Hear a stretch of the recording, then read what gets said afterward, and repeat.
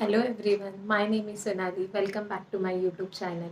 अगर आपने मेरा फर्स्ट वीडियो नहीं देखा है तो आप टॉप में जो आई बटन है उसके ऊपर क्लिक करके मेरा फर्स्ट वीडियो देख सकते हैं। Today's video is all about how to become a nurse in UK. Step by step I will explain everything in brief and detail. I will be making videos in each step in with proper explanation.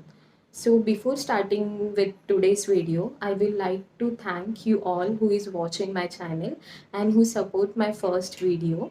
And special thanks to my parents, my all family members, my friends, and especially Sneha Babu and Akshay who helped me a lot throughout my entire processing, and who Akshay who helped me for my editing and for creating this channel.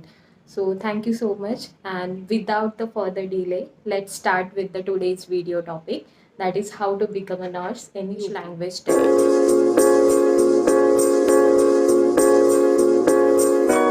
Now I will start explaining step by step how to become a nurse in UK. So सबसे पहला जो और सबसे important step है to clear the English language test. ये test के लिए आपके पास दो ऑप्शन है। First is IELTS, that is international English language testing system, और सेकेंड टेस्ट है जो आप दे सकते हो, that is OET, means occupational English test. ये दोनों में से कौन सा टेस्ट चूज़ करना है वो टोटली आपके ऊपर डिपेंड है। मैं मेरे नेक्स्ट वीडियो में बताने वाली हूँ कि कौन सा टेस्ट मेडिकोज के लिए अच्छा है और which test you can prefer, और मैंने कौन सा टेस्ट दिया है।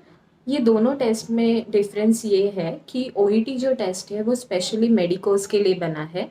इसमें नर्सिंग, डॉक्टर्स, डाइटिशियन और डेंटिस्ट, फिजियोथेरेपिस्ट, ये सब OET टेस्ट दे सकते हैं। और जो नॉन नर्सिंग स्टूडेंट है like engineers and architects other field से, उन्हें अगर यूके जाके काम करना है तो उन्हें IELTS का टेस्ट देना पड़ता है। This is the major difference in between this two test. अगर मैं IELTS के बारे में बात करूँ तो जैसे कि मैंने बोला 4 मॉड्यूल्स है। वो 4 मॉड्यूल्स में से आपको लिसनिंग, स्पीकिंग और रीडिंग में अगर आप IELTS दे रहे हो तो 7.7 स्कोर आना चाहिए, नॉट 7.5, 7 स्कोर आना चाहिए। और राइटिंग में 6.5 score is okay for UK. अगर आपको 3 मॉड्यूल्स में 7 और राइटिंग में 6.5 स्कोर आ रहा है IELTS में, तो आप यूके के लिए एलिजिबल हो। और now talking about OET, OET में ग्रेड रहता है D grade, C grade, C+ grade. तो अगर आपको OET में सेम लाइक IELTS, अगर आपको OET में लिसनिंग, स्पीकिंग और रीडिंग में B ग्रेड है और राइटिंग में C+ है तो you are eligible for UK processing. So आपको अभी OET और IELTS के बारे में थोड़ा इन्फॉर्मेशन समझा होगा। आई होप आपका थोड़ा डाउट क्लियर हो गया है। नेक्स्ट पॉइंट विल बी, आपका एक बार OET और IELTS कंप्लीट होने के बाद आपको डिज़ायर स्कोर मिला, that is necessary for UK processing, then you can move further to next step, that is CBT। But before explaining anything about CBT, मुझे आप सबको बोलना है, जैसे ही आप OET क्लियर करते हो there are some important documents जो आपको कलेक्ट करना स्टार्ट कर देना है। जैसे कि PCC पुलिस क्लियरेंस सर्टिफिकेट और transcript certificate. This two documents take times to come. So मेरा आप सभी को यही सजेशन है कि जैसे ही आप अपना OET एग्ज़ाम क्लियर कर लेते हैं और IELTS क्लियर कर लेते हैं, आप इमीडिएटली एजेंट से कांटेक्ट कीजिए। अच्छे एजेंसी से कांटेक्ट करके डॉक्यूमेंट का काम शुरू कर दीजिए। अब मैं आती हूँ next step and the important step, that is CBT. तो CBT is actually computer based test. This test is a part of competency exam to become a nurse in UK. This competency exam actually it divided into two parts. ये दो part में divide है।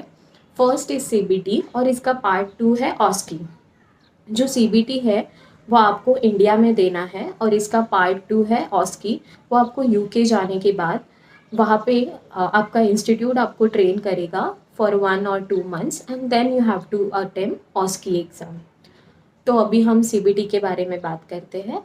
तो CBT जैसे मैंने बोला, it's a computer based test, और ये टेस्ट आप इंडिया में कहीं से भी दे सकते हो। उसके लिए सेंटर्स है आपको ऑनलाइन चेक करना पड़ेगा which centres are available for CAT। मेरे लिए CBT booking and NMC verification का काम मेरे एजेंट ने किया था। So I don't know much about this. अगर आपको कुछ भी हेल्प चाहिए होगा तो I will definitely ask him and try to convey message to you all. तो CBT means what? So CBT actually computer based exam है। CBT ये 2 hours and 30 minutes का टेस्ट है, जिसमें 2 पार्ट में CBT डिवाइड है। First part is numerical and second part is clinical. Numerical part is for 15 marks। You will be getting 15 questions in that part. तो 15 questions रहेंगे, आपको 30 minutes मिलेगा वो क्वेश्चन सॉल्व करने के लिए। क्वेश्चंस बहुत ही ईजी रहते हैं। मैं अपने चैनल पे मेरे नेक्स्ट टू नेक्स्ट वीडियोस में क्वेश्चन शेयर करूँगी आप सबके साथ। और जो क्लिनिकल पार्ट है CBT का, उसमें 100 क्वेश्चंस रहते हैं। Numerical and clinical both are multiple choice questions. आपको 4 आंसर्स में से और 3 आंसर्स में से करेक्ट आंसर सिलेक्ट करना है। टेस्ट का ड्यूरेशन यूजुअली 2 hours और 30 minutes का है।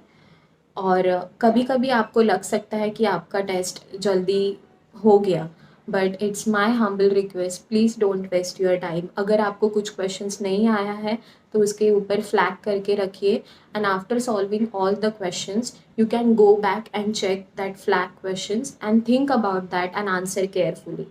Invest your time properly. CBT आप आसानी से क्लियर कर सकते हैं। ट्यूशन की ज़रूरत है कि नहीं, वो मैं नेक्स्ट वीडियो में आपको बता दूँगी।